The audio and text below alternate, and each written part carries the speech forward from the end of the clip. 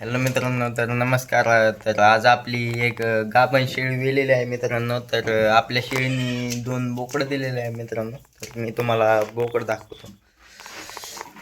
हे बघा मित्रांनो, हे एक बोकड आहे. ही त्यांची आई आहे पिल्लांची. आणि इथे बसेल आहे मित्रांनो. हे बघू शकता मित्रांनो, बोकड 2 बोकड दिलेले आहे मित्रांनो आपल्या शेळीनी.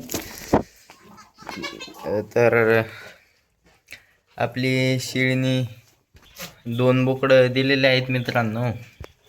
तर आता आपण शेळीचा जार पडेपर्यंत इथंच थांबणार आहोत मित्रांनो. तर मग आपण जाणार आहोत तिकडं घरी. तर मित्रांनो, आपल्या इथं बऱ्याचशा शेळ्या आहेत मित्रांनो. हे बघा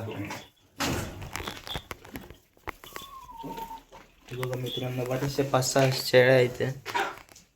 तर आपला शेळीचा जार पडूस तर आपण इथंच थांबणार आहे. तर शेळीचा जार हा 1-2 तासांनी किंवा अर्ध्या 1 तासांनी पण पडतो. काही शेळींचा लवकर पडत पण नाही मित्रांनो.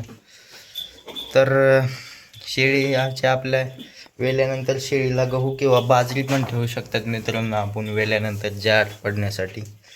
तर आपण आता कडं पण पाजून घेतलेले आहेत मित्रांनो. बघू शकता आपल्या शेळीने जार टाकलेला आहे मित्रांनो. तर आता हा जार आपण फेकून देणार आहोत मित्रांनो.